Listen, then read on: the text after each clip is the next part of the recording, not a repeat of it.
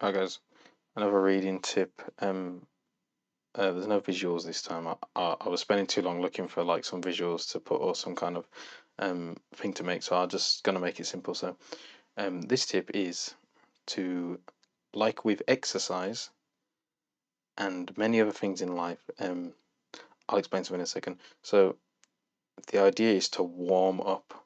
Now it sounds very simple and it sounds like really obvious or stupid or something, but um, there's a couple ways you can do this, and I wanted to talk about um, also food as well. So eating breakfast. So this can be considered a type of warming up your brain, and drinking some water or drinking some liquid and eating some breakfast start off the day. It really helps. Like I'll probably have this as a complete different tip about like eating food and whatnot, and using food as fuel, and which foods are the best for brain activity. So start with when you get up, what I like to do is because I wake up like an hour before my girlfriend finishes work, because she lives in Korea. Um, what I like to do is, uh, as soon as you wake up, just put some like audio on. So the audio just puts your brain into like the Korean mode. Like instead of just being like, like if you wake up, your thoughts are in English, maybe your dream was in English or whatever your native language is, or whether English is your common language. So this is the first part is like when you wake up, just put something on so you've got like Korean going into your brain, so it just wakes your brain up into like the Korean mode as well. So I normally wake up, I'll put some a podcast on. You don't even need to pay attention to it, but just the fact that you have like Korean coming into your brain, it'll just like wake you up a little bit as well. And I do that. I put that on, and then I just do my Anki stats. This is all while I'm still in bed, or if if I was working, I would just wake up and I would listen to it while I'm getting ready, and I would do Anki while I'm eating breakfast. And usually, you just have like some cereal, some toast, or something, just literally anything to give you some more energy. So a couple other ways we can do this. So if we specifically talking about like warming up for reading, a way we can do this is like when we start the first like paragraph, or the first like say the first couple pages, is if you just read out loud. So reading out loud, um it activates your prefrontal cortex way more than just like reading in silence or just reading in general, like whispering under your breath or whatever. If you're actually like vocalizing every single word that's on the page, it really like it gets your brain going. Do you know what I mean? So then like if you start with that, like if you continually do that for like an hour, your head literally hurts.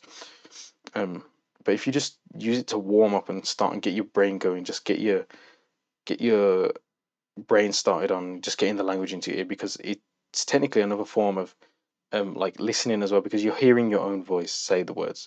So in a sense, it's also quite similar to just listening to Korean in the first place, except it's a bit more active. Like you could actively listen to the thing that you listen to in the morning, but at the same time, I don't think it really matters as much as just having the sound coming into your ears that is the target language, like is Korean. Um, what else was I gonna say?